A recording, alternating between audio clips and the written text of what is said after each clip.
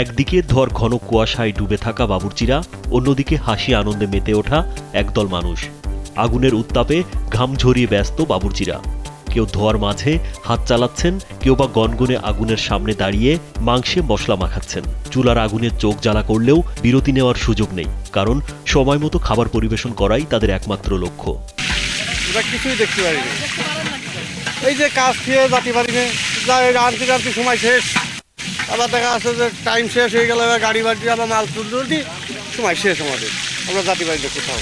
অন্যদিকে একটু দূরেই চলছে নাচ গান, হাসি ঠাট্টা আর চিত্রনায়িকা শাবনূরের ছবিতে টিপ লাগানোর প্রতিযোগিতা। দুই বিপরীতমুখী দৃশ্য একই ফ্রেমে বন্দী। ইডেন বে কক্সবাজার সমুদ্র সৈকতের উপর নিজেদের একটি ঠিকানা।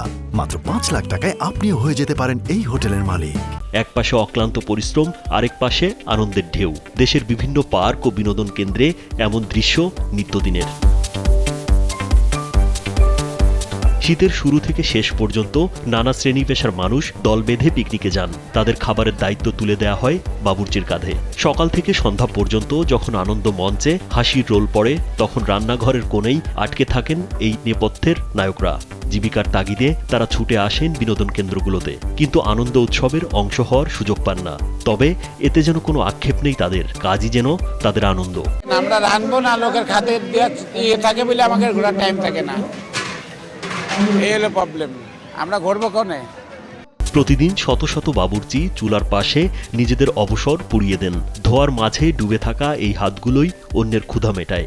অথচ সেই খাবারের প্রশংসায় মেতে উঠলেও বাবুর্চিদের তেমন কেউ মনে রাখে না। তবে অনেকেই মনে করেন তাদের পরিশ্রমকে স্বীকৃতি দেওয়া উচিত। তাদের সঙ্গে আনন্দ ভাগাভাগি করলেই হবে প্রকৃত উৎসবের সৌন্দর্য। ওরা তো মনে করছে আমাদের টাকা দিয়ে বাড়া গান, আমাদের কর্ম যেটা এটাই আমাদের কাজ করাই লাগছে, কিন্তু আমরা তো মনে করছি উনিরও একটা আমাদের সুযোগ দিয়ে দরকার।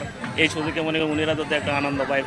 আমরা চাই সবাই একসাথে মিলে তাদের সাথে কাজ করে তাদের কাজটা আগে দেওয়ার জন্য, বা তাদের একটু ঘোরার সুযোগ দেওয়ার জন্য। এটা তাদেরও মন ভালো থাকবে এবং কাজের উৎসাহিত আরও বাড়বে।